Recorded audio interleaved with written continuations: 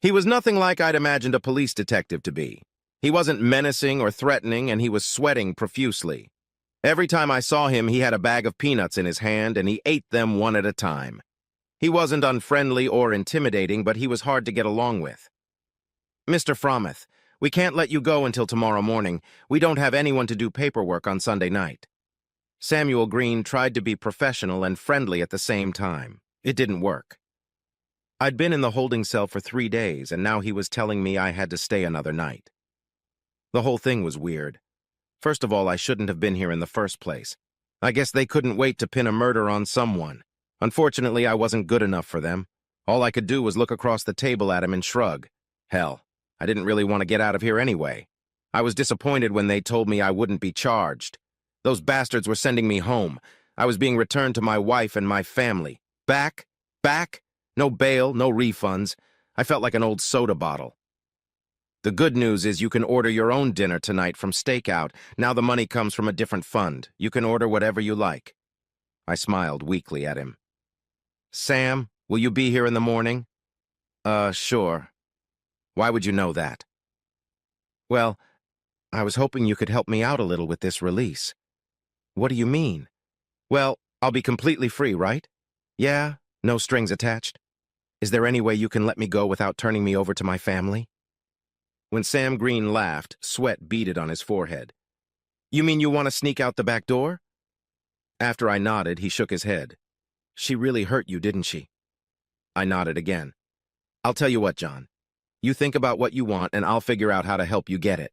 Will that be okay?" That night, I had a chicken dinner and was the envy of all my cellmates.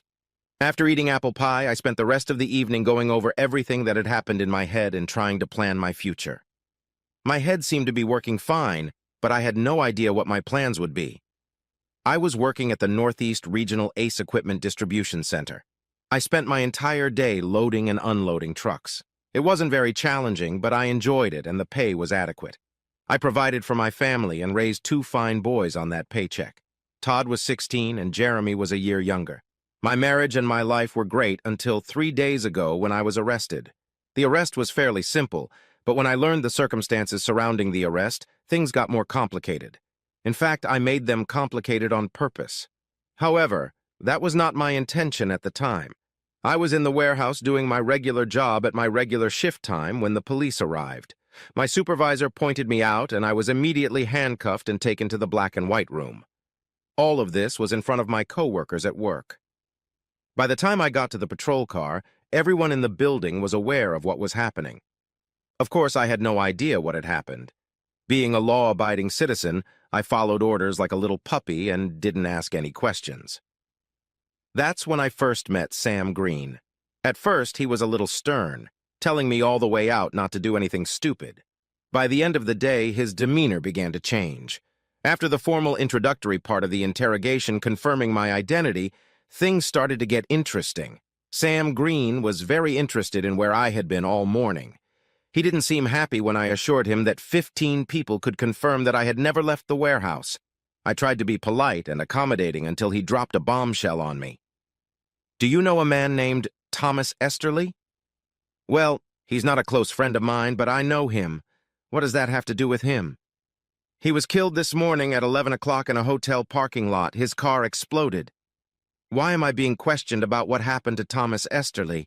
I haven't seen the guy in over 15 years. What was your relationship with Mr. Esterly?" None. He was an old friend of my wife's before I met her. I met him a few times, but never for personal reasons." "What was the relationship between Mr. Esterly and your wife?"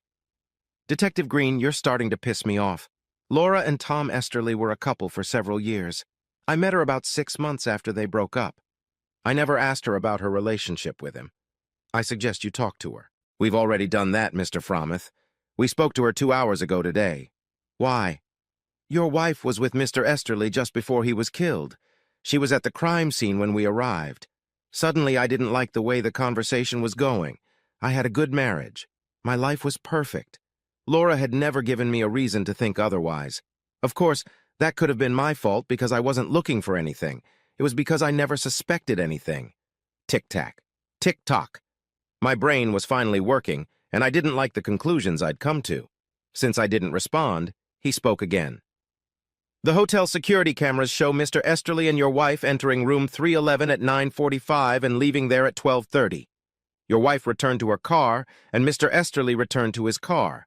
When Mr. Esterly tried to start his Mercedes, it exploded. Your wife was far enough away that she wasn't hurt. Can I get a cup of coffee?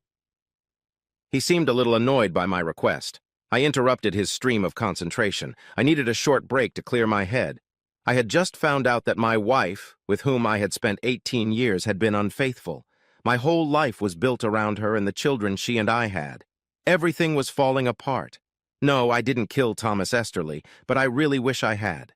The rest of his questions would have been unnecessary. Sam Green left the room for a moment and returned with cups of black coffee from the machine. He was shitty, but I needed time to think, so I sipped it for a while.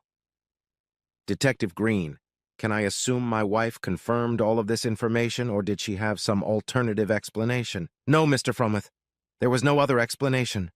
We showed her the evidence and she cooperated with us. She met Mr. Esterly, and they did spend over 2 hours together in room 311.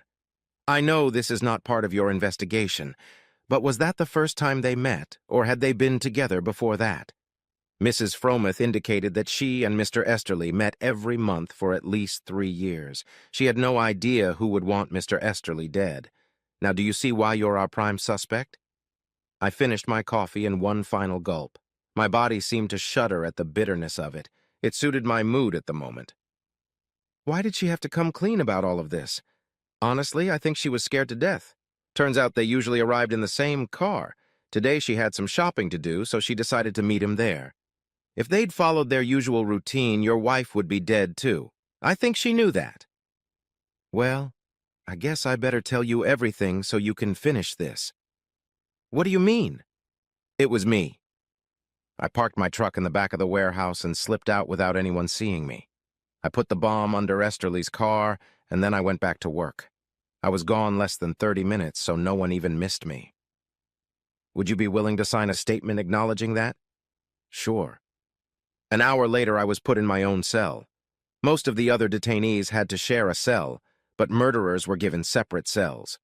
So why would I do something so stupid? It was simple, really. I was a quiet guy, but I was proud. How I treated myself was important to me. Of course, that meant that how other people treated me was also important to me. This situation changed everything in the blink of an eye. It was now obvious to me that my wife had little respect for me. I believed Detective Green when he said that Laura had been having an affair with Thomas Esterly for 3 years. Not because of any information I had, but simply because there was no way she would make something like that up, and neither would he.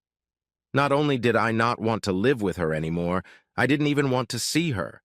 I was sure she would have a logical explanation for everything, but I didn't want to hear it.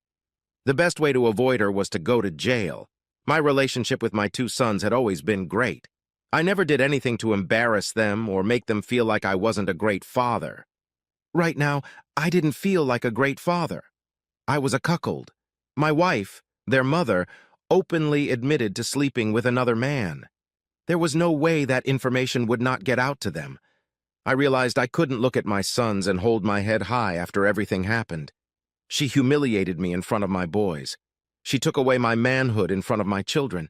How could I face them without feeling like I had failed them?